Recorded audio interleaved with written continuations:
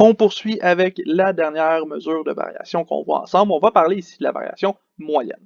On a vu dans les dernières vidéos qu'on pouvait trouver une variation absolue. On a vu qu'on pouvait utiliser la variation relative. On a remarqué que ces deux variations-là nous permettaient, pour la première, d'aller chercher une variation individuelle pour une seule variable. Pour la deuxième, on pouvait aller chercher une comparaison entre deux variables différentes. Et cette fois-ci, on va aller voir à l'intérieur d'une seule variable comment est-ce qu'on a évolué à chaque période dans notre étude. Donc, variation moyenne, qu'est-ce que c'est? C'est l'augmentation ou la diminution de notre valeur de la variable par unité de temps. Donc, précédemment, on avait une variation pour une période, maintenant c'est par unité de temps dans cette période-là. Si par exemple notre unité de temps c'est des années, on va avoir une augmentation par année ou une diminution par année. Si on a plutôt une période qui est en semaine, ce sera une variation par semaine, une variation par heure, etc. Vous comprenez le principe. Ceci étant dit, comment est-ce que je note la variation moyenne? Cette variation moyenne-là, je vais la noter delta V sur delta T. Vous pouvez voir ici là, une certaine analogie avec le taux de variation moyen ou la dérivée de votre fonction. Ça ressemble un peu à ça ici, là, comme en calcul différentiel, comme ce que vous aviez. Donc, variation moyenne, on indique ça comme étant delta V sur delta T. On va calculer cette variation-là de la façon suivante. Donc, on va prendre la valeur de notre variable à la fin, moins la valeur de notre variable au début, divisé par la fin moins le début. Qu'est-ce qu'on veut dire par fin moins début? On va avoir la valeur de période de fin moins la valeur de période de début, et on va pouvoir voir qu'est-ce qu'il y a eu comme évolution de temps. Donc, par exemple, 2019 moins 2012, on aurait une période de 7 ans ici pour notre variation moyenne dans ce cas-ci.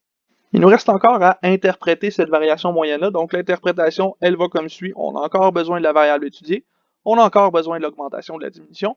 Mais cette fois-ci, comme on parle d'une variation moyenne, on va indiquer en moyenne, cette augmentation-là n'est pas réelle. Elle est une augmentation moyenne ou une diminution moyenne, selon le cas qu'on est en train d'étudier. Ensuite, vous me donnez la valeur et les unités de temps et les unités de mesure, mais cette fois-ci, c'est les unités de mesure par unité de temps. Donc, on va rajouter par heure, par semaine, par année, quelque chose comme ça, à la fin de notre interprétation. Finalement, il vous reste à me donner la période étudiée, évidemment. On est encore dans une période d'évolution, donc on a besoin d'indiquer c'est quoi la période qu'on étudie. Vous auriez quelque chose qui ressemble à la variable a augmenté ou diminué en moyenne de valeur plus unité de mesure par unité de temps entre moment de départ et moment de fin. J'apporte quand même une remarque importante ici, un peu comme avec la variation absolue. Ici, comme on n'est plus en pourcentage, il va falloir encore faire la distinction entre le pourcentage et le point de pourcentage. Et ce point de pourcentage-là, il va être par unité de temps, évidemment, comme pour les autres variables. Donc, on se donne un petit exemple pour bien saisir la variation moyenne. Cette fois-ci, on cherche à comparer la variation moyenne de la masse salariale du Toronto FC de 2012 à 2014 à celle de 2014 à 2018. Donc, on reste dans la même équipe cette fois-ci. On arrête de comparer deux sports différents. On veut voir si l'augmentation dans la première partie là, de 2012 à 2014 a été différente de celle de 2014 à 2018. Donc, on va retrouver nos informations. On retrouve notre tableau 4.1 avec l'évolution de la masse salariale. Et ici, comme on cherche la variation moyenne, on va utiliser la dernière formule qu'on a vue.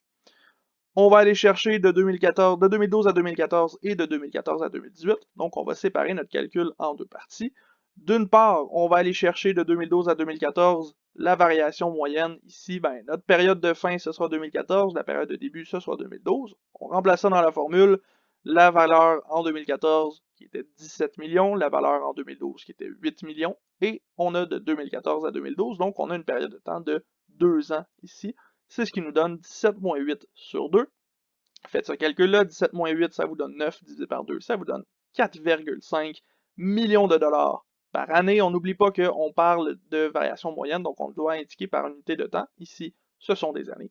Donc, on a une augmentation de 4,5 millions de dollars par année. C'est ce qu'on retrouve dans notre interprétation.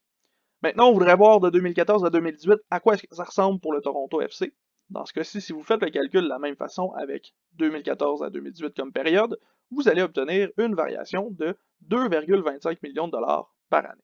Donc, la masse salariale du Toronto FC a augmenté en moyenne de 2,25 millions de dollars par année entre 2014 et 2018. On remarque quelque chose ici.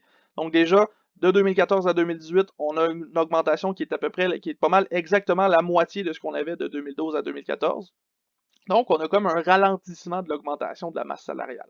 Si on regarde nos valeurs, on va voir que au début, il y a comme eu un gros boom là, de 2012 à 2014. On a augmenté vraiment rapidement, puis ensuite de ça, ben, ça s'est stabilisé un peu. Il pourrait y avoir eu un événement spécial, comme par exemple une Coupe du monde de soccer, qui a donné un intérêt incroyable au Canada par rapport au soccer, ou il pourrait y avoir eu toutes sortes de situations monétaires particulières au Canada à ce moment-ci. Donc, on peut conclure que d'un côté, on a une augmentation rapide à chaque année pour la masse salariale du Toronto FC, et de l'autre, de 2014 à 2018, on a une augmentation qui s'est relativement stabilisée vers ce moment-ci dans ce qu'on avait obtenu ici. Donc voilà, ça fait le tour de la variation moyenne. On voit qu'on est capable d'étudier la variation d'une série chronologique de trois façons différentes. Donc on résume, on a vu la variation absolue qui nous indique individuellement pour une seule variable qu'est-ce qui s'est passé sur une période. Ensuite de ça, on a la variation relative qui nous permet de comparer deux variables. Et finalement, on a vu la variation moyenne, celle qu'on vient de faire, qui nous permet d'aller voir dans une seule variable comment est-ce qu'on a augmenté dans chaque période, dans chaque unité de notre période étudiée, et ça va nous permettre d'aller chercher des informations intéressantes sur chacune de nos séries chronologiques. Ceci étant dit, ça fait vraiment le tour de cette section-ci.